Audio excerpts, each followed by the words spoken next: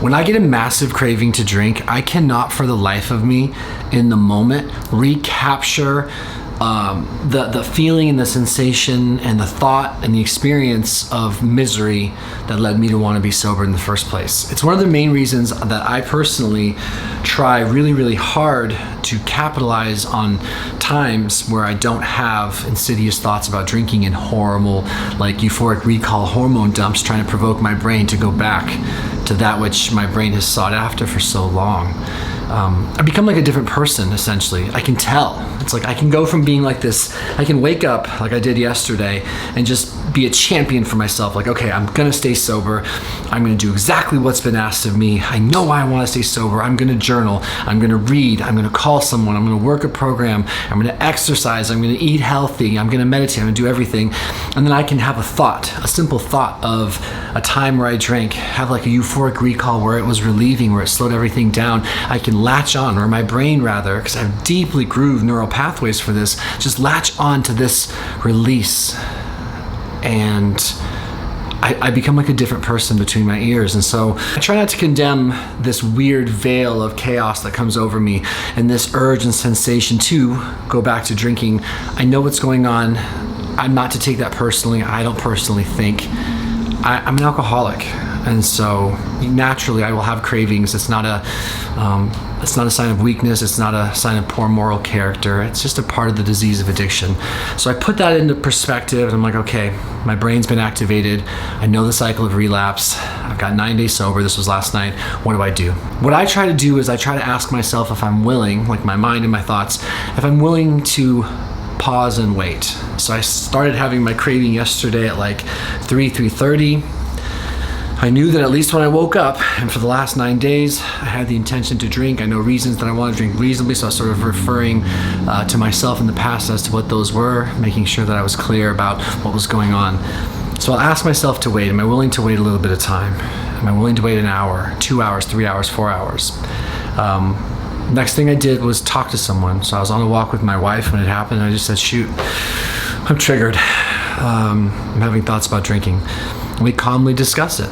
We discuss why it might be better that I don't, but we don't condemn, we don't judge, we don't get angry, we don't yell, we don't scream, we don't make a big dramatic fuss, we just talk. After that, I decided that I would do my meditation. I've got this list of things I've been trying to do every single day. I hadn't done my daily meditation, and so I made a deal with myself. I said, okay, I'm gonna go ahead and do my 12-minute guided meditation, and if I want to drink after that, I can.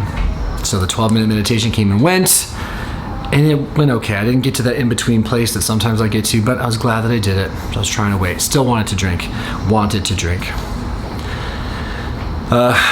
Then came about 6 o'clock. I have an online meeting with alumni from my rehab.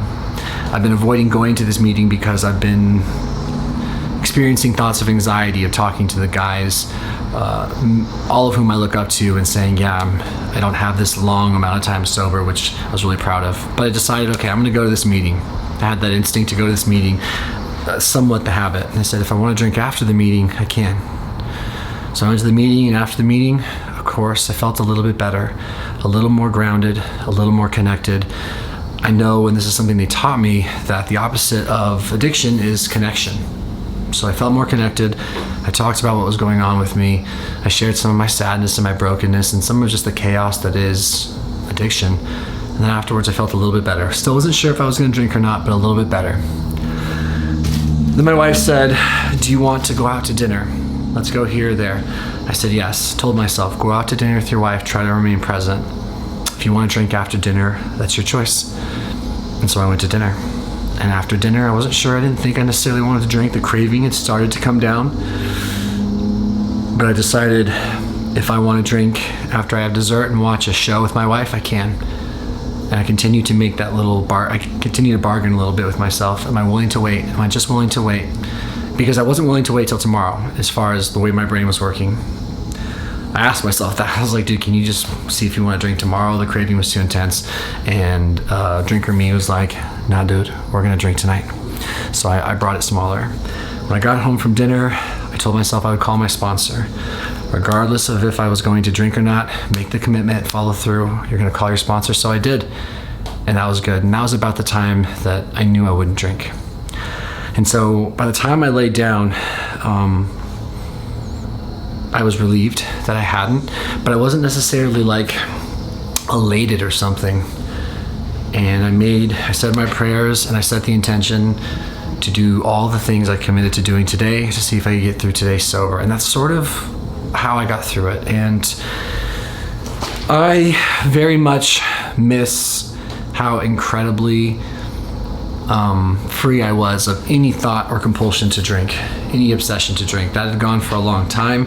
That is my own cautionary tale to myself as to why it's so important for me to nourish what I have and bolster myself and strengthen what I have while I've got it, because I can go, as my sponsor says, from sugar to shit really, really fast. And I know a lot of you understand. One of the things I know I want from sobriety is just to be able to count on myself and to be consistent and dependable and reliable and to know what to expect from Noah. And as a drinker or someone kind of in early recovery, I don't know what to expect, and it's stressful. So I'm going to do my best to stay sober today. I make no guarantees to anyone but God and myself that I will try. I'll make efforts to try, and that's how I got through yesterday. Please let me know, how do you get through wild cravings? Do you feel as absolutely nuts as I do when a craving sets over? There's a part of me that wants to protect every craving. I've always had this. There's a part of me that when I start craving, I get this thought like, don't you dare let that go. You may never drink again. And wouldn't that be a blessing?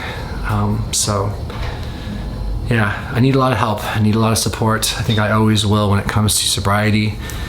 And as much as I think I should do this in private, I'm guessing there's someone out there, I know there's someone out there just like me who continues to work through this, who continues to fight through this. And I think we need to know that we're not alone. So you're not alone. I'm just a broken dude trying to relate and connect to other broken people so we can fix each other. And that's how I got through my craving. Take care, you guys. We'll see you guys in the next video.